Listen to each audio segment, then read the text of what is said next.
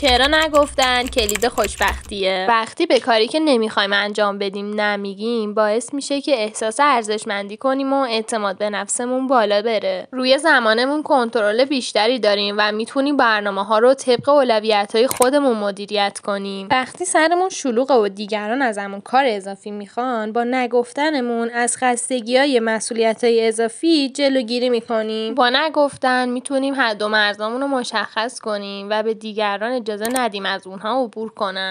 از مزایای دیگه نگفتن به دیگران اینه که استرس و اضطرابمون بابت کارهایی که نمیتونیم انجام بدیم کم میشه. کسی که راحت میتونه نبگه یعنی شخصیتش به اندازه کافی رشد کرده و نشونه خودآگاهی و پختگیه. در نهایت وقتی به همه چیز بله نگیم از سوء استفاده دیگران هم جلوگیری میکنیم و اونها برای وقت ما ارزش قائل میشن. توی ویدیو بعدی قراره با هم یاد بگیریم چطوری راحت‌تر نبگیم. اگه خوشت اومد لایک بکوب و چنلمون رو ساب کن.